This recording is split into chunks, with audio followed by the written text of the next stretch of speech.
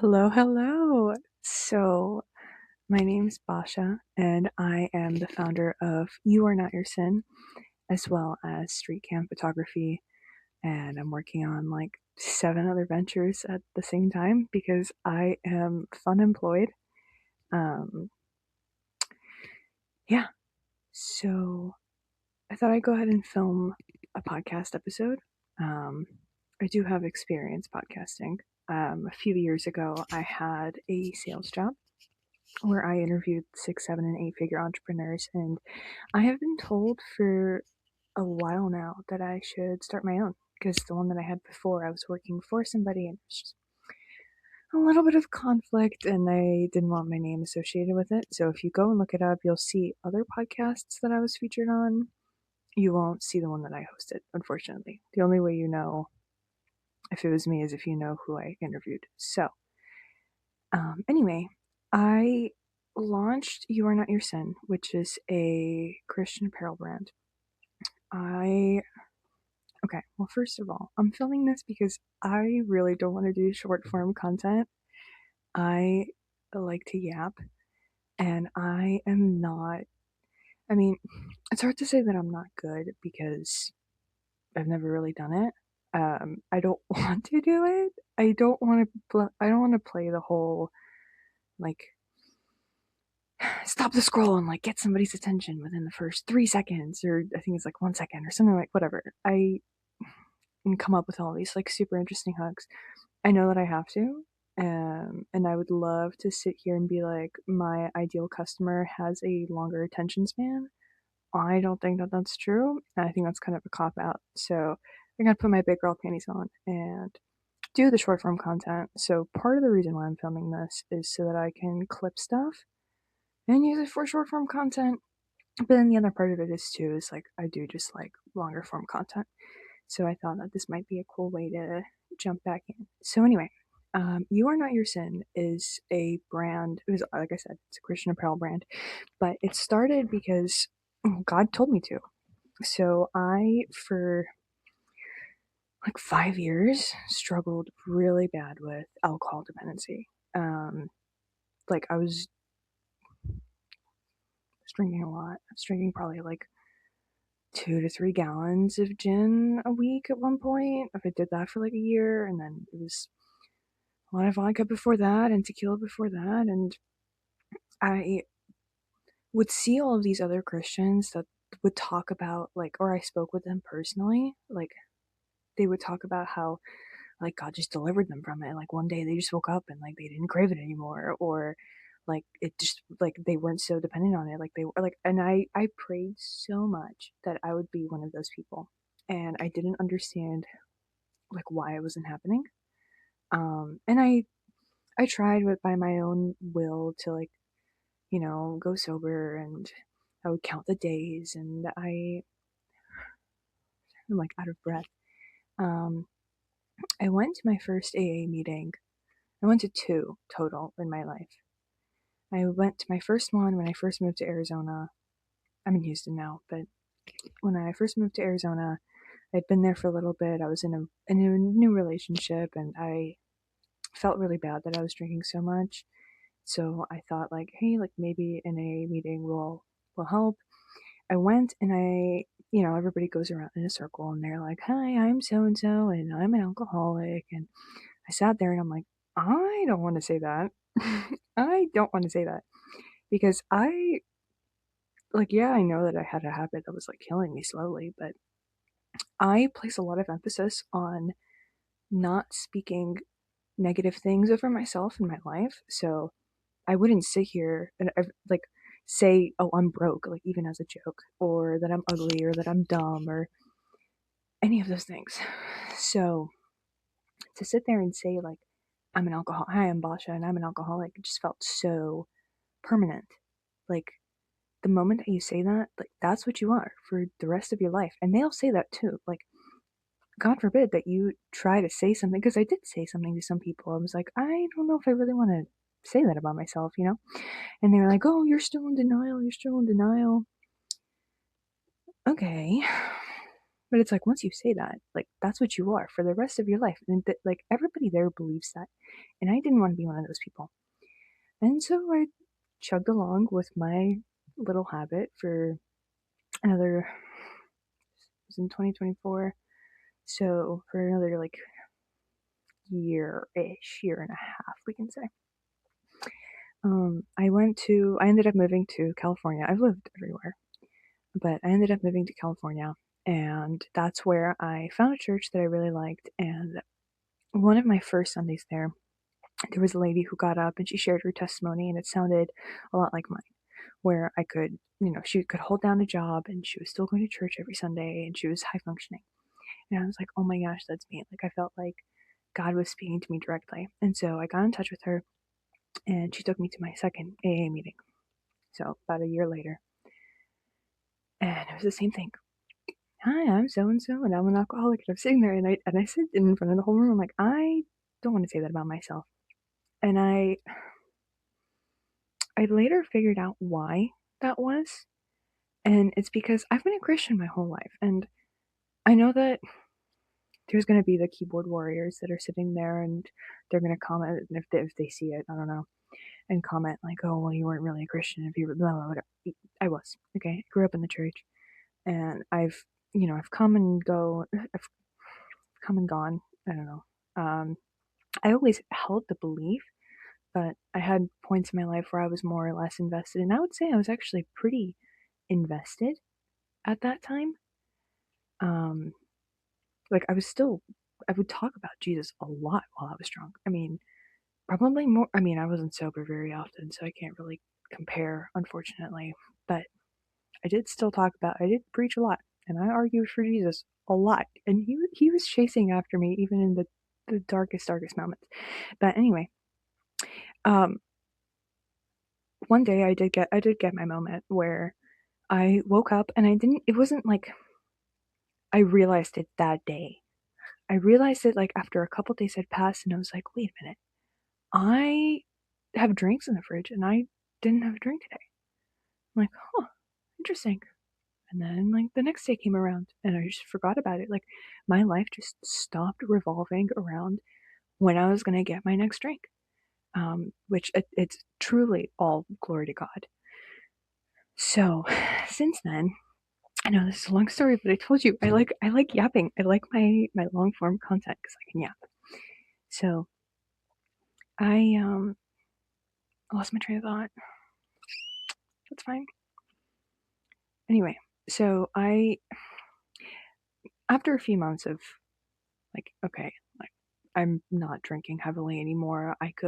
And so I'm not gonna sit here and be like, I am stone cold sober for the past X and X amount of time. No, I don't. An all or nothing mindset has never worked for me for anything. For sugar, for carbs, for what have you. Screen time, I don't know. Like all or nothing has never worked. So I went a few weeks without having a drink, and it wasn't like this daily struggle. I'm like fighting my urges or anything like that. It was like I would be at the grocery store and it would cross my mind like, oh, you know what? Like I could grab like some White Claws or something, and I'm like, actually, do I need it? No. And I could go home and be perfectly fine and not feel like I was suffocating because I didn't have my liquor. Praise God, honestly, praise God for that. Anyway, lost my train of thought again. But I ended up testing it to see, like, I probably shouldn't do that, but I did. I tested to see if, like, okay, am I really free from this? And for New Year's, I got myself a glass of wine. I went to the store, like, just to ring in the new year. I spent it at home. I didn't go out or anything. And I got, like, one of those little bottles. And I poured myself one glass, could barely even finish it. And I was like, whoa, that, that was so freeing. That was so freeing. That was the first time in the past, like I said, like 5 years where like I was like a vacuum cleaner. Okay. I would go if my ex-boyfriend left like beer overnight in the living room, like I would wait until he left for work and go drink the room temperature flat beer. Like I was sucking up any and all liquor that was left over. I remember I was at a friend's house in Chicago and there were no chasers for the vodka, and so I chased vodka with creamer. Creamer. Okay, just so you have like an idea of like what it was before and like what it like whoa, wait a minute. I could barely finish a glass of wine. So I'm not gonna sit here and be like, oh, I am X amount of days sober. No. I if like I'm at a restaurant and I look at the cocktail menu and there's like a cute little fruity cocktail, I'll have one and I will enjoy it and I will sip on it slowly and I won't chug it like I used to and then order five more and then stumble my way home. So I do believe in balance. Um, and I'm really grateful that I've been given that, like I've been delivered from that. Anyway, so I knew even in the midst of my struggles, I knew eventually I would get out of it. And I knew that I was gonna like help people with this in some way. And I don't think that like how I'm supposed to help is 100% clear yet. I think that I have a good starting point. So I can't remember exactly what the word was and what I felt like God told me, but it was just like this feeling that I had. It was like, you're gonna do something with this, and it happened after I was like, okay, I'm good on alcohol now. And so I'm like, okay, God, like, what do you want me to do with this? Um, and it hit me one day that you're gonna start a clothing brand, and I'm very entrepreneurial. I've been entrepreneurial since I was a kid.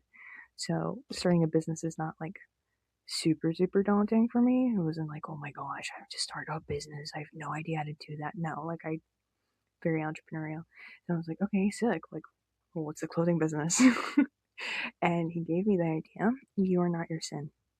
So the point of this brand is every design represents a different struggle or sin that Christians and non-Christians alike go through. So at the time of recording, I currently have sins of the tongue, so like dishonesty, slander, gossip. I kind of like loop those all into one. So that's the one I'm actually currently wearing. I'm not gonna get up because I don't really have a good place to show you, but I'll see if I can clip it in here. So I've got currently Sins of the Tongue out. I've got Shame out, which is the shape of a fig leaf. I'll attach my website and everything. It's a shame. It's the shape of a fig leaf because that's what Adam and Eve covered themselves with in Genesis. That was cool. I really tried to put like a lot of intention into the designs because another thing for me was I don't really like most Christian clothing that's out there. I think it's kind of cheesy. No offense if that's your thing, like you go, girlfriend or buddy. I don't know. Like that's only you. But for me personally, but it's like that's just my fashion taste too. It's like I am not a fan of graphic tees. I'm not a fan of super bright colors. I like simple, neutral, clean. So that was the other thing for me. So all of the designs are super simple, packed with meaning, super subtle. So if you like, if you know, you know, kind of thing.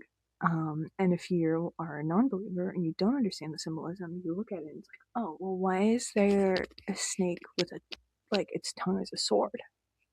Like, what is that supposed to mean? And all of the verses I curated because the verses that correlate to each struggle or sin are embedded in the design. So I intentionally tried to curate verses that, like, even if you've never read the Bible, you don't need to have context to understand like what the verse is saying. So, anyway, so that's the concept behind the brand. So that's why I started. Um, I'd like to talk a little bit about. I don't know why I went in this whole tangent. I don't know. It's fine. I've got my phone here, and I've got a list of all the things that I want to cover, and we're about 15 minutes in. I feel like I'm doing pretty good on Anyway, so one of the things I'd like to talk about is I think that I think it's important to be honest with ourselves. And when you are starting a business, especially with God, like, yeah, you're building a business, but he's gonna make you work a lot on yourself. He's gonna work on you, but he's gonna make you aware of a lot of places where you fall short and empower you to work on it. I don't even know how to explain it, honestly, because I don't even fully understand. Like, there are a lot of days where I'm like, oh wait, like I don't even know all the things that he's fixed in me, or at least like has improved in me. Like I said, like I have some days where I wake up and I'm like, oh wait, I reacted differently than I would have 6 months ago, 3 months ago, a year ago. So I just think that that's really cool. It's a lot of it is a mental game. A lot of it is a mental game. Um. Anyway, I also wanted to touch a little bit on like I prayed a prayer. Well, I mean, I pray a lot of prayers, but I prayed a prayer at the beginning of this year that I was like, God, I don't want to struggle anymore. I don't want to do the like paycheck to paycheck thing anymore. Like I've lived in a lot of cool places and I've done a lot of cool things with my life, but like there was like a whole other back into it where I'm like stressing over every single penny that's going out. And I'm like, God, I don't wanna live like that anymore. And that's ultimately like when this business idea came to me, was after I prayed that prayer. But a big part of not doing that like struggle thing anymore meant getting out of the hustle mindset. I was also diagnosed with ADHD in July of 2025. And it was a life, like, so much about my life made sense once I got the diagnosis. Like, I realized, like, oh, like, people with ADHD are a lot more susceptible to alcohol abuse and just substance abuse in general because we're chasing we're chasing that dopamine. We're chasing to hit that like that baseline that everybody else gets to feel when they wake up. And so I think that's another reason why my alcohol got so like abuse got so bad. It's like you have that one drink and you hit that like, oh, I feel really good. Like I can get a lot of stuff done right now. And then you keep chasing that feeling and you keep adding more and more and like overdoing it because you so badly want to hold on to that baseline that like, yeah, anyway. So not that I'm making excuses by any means. Because I knew what I was doing, but that diagnosis definitely did help me. So,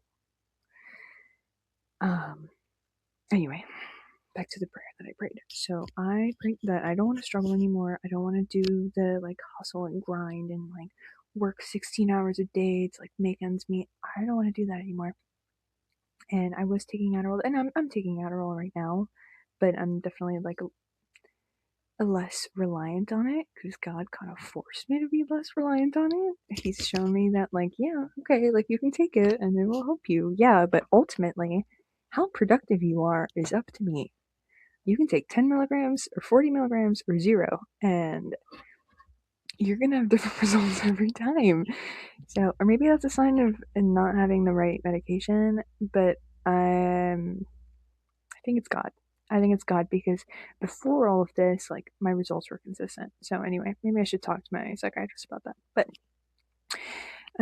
what was I saying? Right. So that's been kind of that's been a big thing that I've been trying to figure out with God and understand like what he wants me to do and like finding a line between because that's another thing that I have a habit of doing. Sorry, this is completely all over the place, but again, this is why the long form content is just better for me. And if nobody watches this, that's fine. I'll post it. I'll get some clips out of it, whatever. But I lost my train of thought again. Okay. Anyway,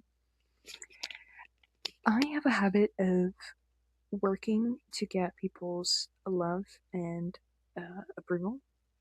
So I do a lot more than I should. I think I'm better about it now than I used to be. But I found that, well, God forced me to see that I was doing that with him too.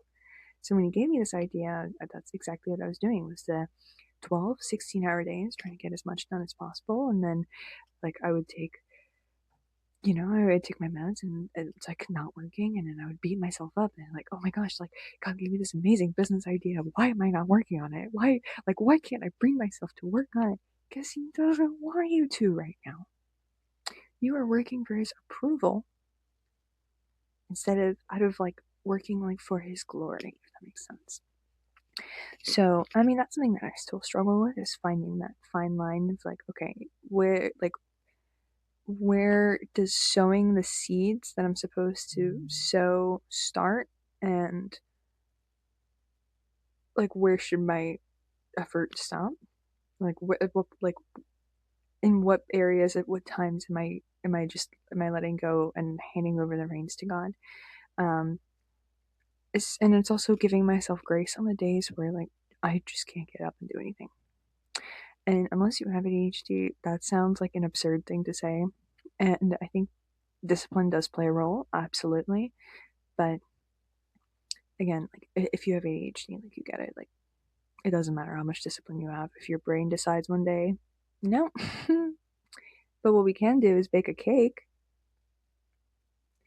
It can be tough. It can be tough, but I'm learning that God doesn't waste anything. He doesn't waste a single moment. And even in the days when I am like bedridden and I'm like beating myself up mentally for not giving up and working, like God is God is still utilizing that time. And he's given me so many ideas in those times because that's ultimately also when he can actually speak to me. But I'm not like busying myself trying to do other things. Like he can actually talk to me because like what else am I doing? So he doesn't waste a single second. Um, it's also taught me because I'm impulsive by nature. Like that's just I don't know. My ex-boyfriend from high school texted me after not talking for like 7 years. He was like, "Do you want to go to Thailand for 2 months? I see you travel a lot." And I was like, "Yeah, sure. Why not?" Well, I went to Thailand for 2 months with a guy that I haven't seen in 7 years. And it was a blast. I had a lot of fun. It was my first order, actually. Shout out to Nick if he ever sees this. I don't know. Anyway, I'm impulsive by nature. So, that's another thing that he's been working on with me is like, hey, so actually, if you sometimes stop and don't make a decision right away, you end up with more information and you have a chance to reflect more and make a better decision, which is like, whoa, duh, mind blowing. But for me, that is actually kind of like, oh, okay. So, like, if you're telling me to be still, like, that's for a reason. And sometimes choosing to be still is also a good thing. It doesn't mean like you're being lazy. Well, I mean, that's up to you. Like use your discernment because it's gonna look different for everybody. But um yeah, so he's choosing to be still. I'm like, okay, well, before I make a decision, do I have all the facts? How is this sitting with me? Pray about it. What does God want you to do? Um, yeah. So that's I guess that's another thing that he's worked on with me when it comes to this business. Another thing that he's worked on is, and it's a work in progress for sure. It's been definitely one of the most challenging parts of building a business with God. Is if you're like an entrepreneur and you're in the online space, like you're on Instagram and you see all these other Christian entrepreneurs and what God is doing for them, and I mean, for me, like obviously, like the money is gonna come regardless. I'm not worried about that. I'm more worried about like, okay, are people actually gonna like this? Does God like it? I think so. And he gave me the idea, so I would hope so. Um, but you see like all these other entrepreneurs and what like how it worked out for them. And you like I'm full faith in God that he's capable of he moves mountains. Um, as long as you believe, right? And I believe that he can do it 100%. I still struggle with the belief that he can do it for me. And I think that that's an important I think that's an important thing to recognize. That's one. And two, there is a fear of success. Um, fear of rejection. I mean, I feel like I've been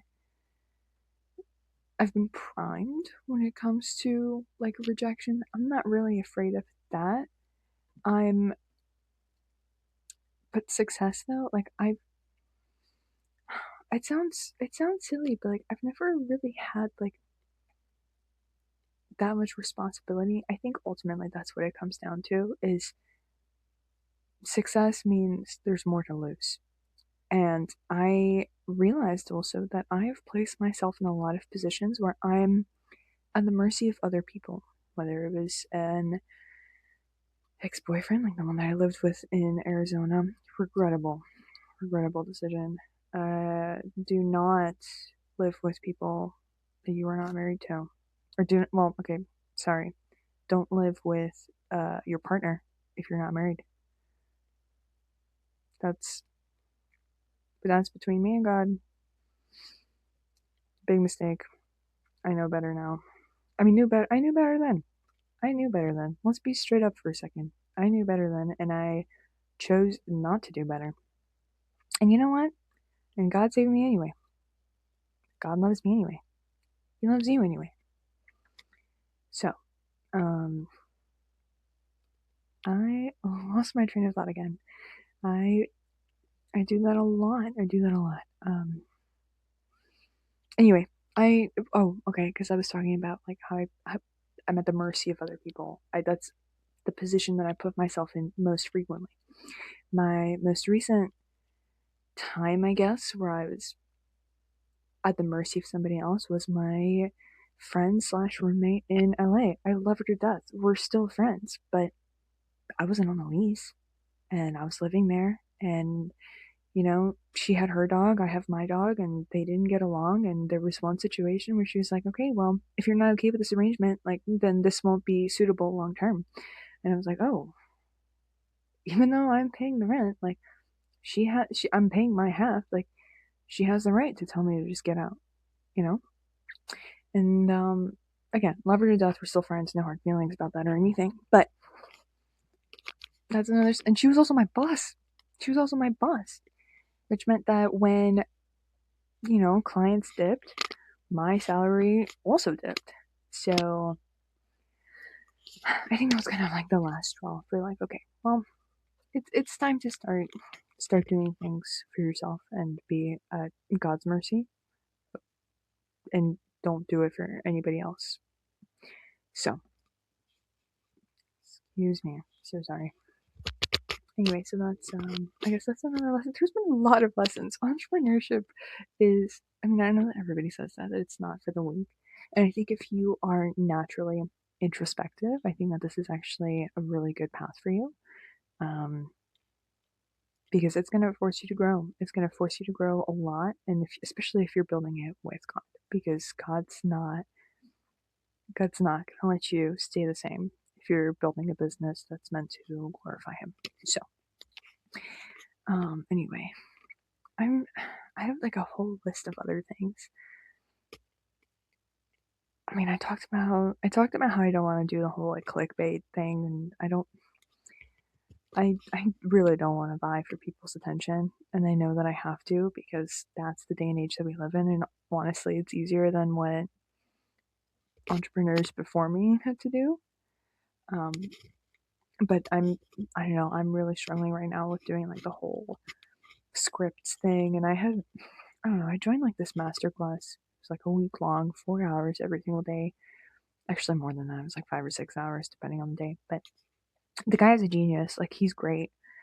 But, I took my notes and I fed them to Claude. And I'm like, okay, well, can you please populate scripts for me for this kind of content that's like this and whatever, blah, blah, blah, blah, blah, blah, blah. Generated like 200 something different scripts for me. And I read through it. I'm like, uh, that doesn't sound like me. So then I gave it some PDFs of like my writing for like newsletters and stuff like that for You Are Not Your Sin. And I'm like, okay, this is what I sound like. This is how I actually write. Like, can you please rewrite these scripts to sound more like me? And it sounded better, but some of it is still like, is this really what, like, not that it sounds exactly the same, because I did make it sound more like me. Well, I made it make it sound more like me, but like, it's still along the lines of like the stuff that performs well these days, and it just does not feel aligned. And I'm sure, like, I don't know, I feel like God's telling me to put out different types of content than that. Um, Part of me still wants to put it out there because regardless, like, for most people, your first few pieces of content that you put out are going to flop. That's just kind of how it is, and it takes time to build up your following and your brand and all of that stuff. And that's not to say that God can't do it on the first video. He absolutely can. But I kind of want to just at least put those out and put some of those out just to like get it out there, just to get over that fear. Like, okay, I posted, nothing bad happened. I didn't die.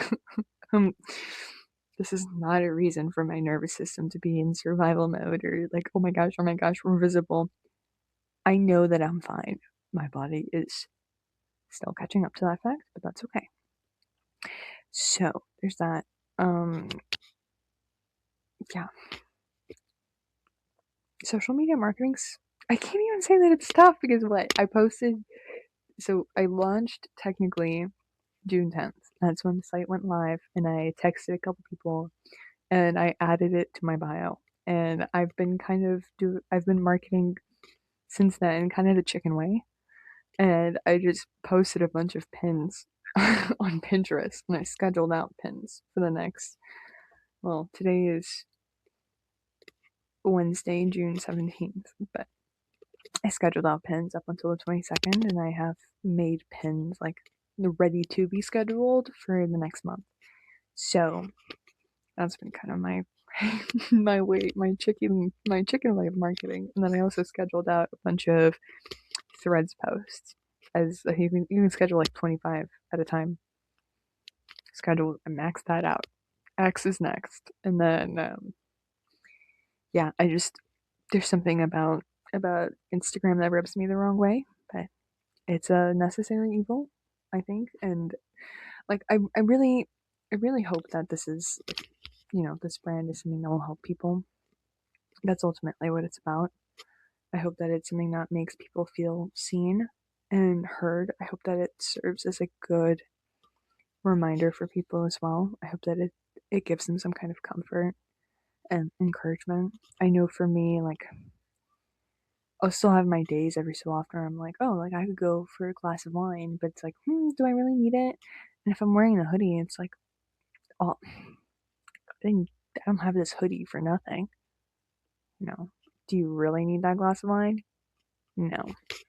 And when I say cravings for like wine and stuff like that, like I want to make it super clear, and this is another thing that God helped me realize, is that craving is no different. Like it feels no different in my body than like a craving for like chips or ice cream or like any other like food craving.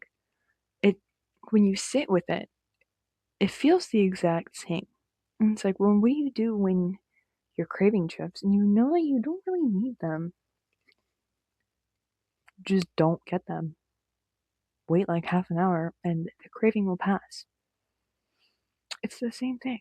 It's actually the same thing.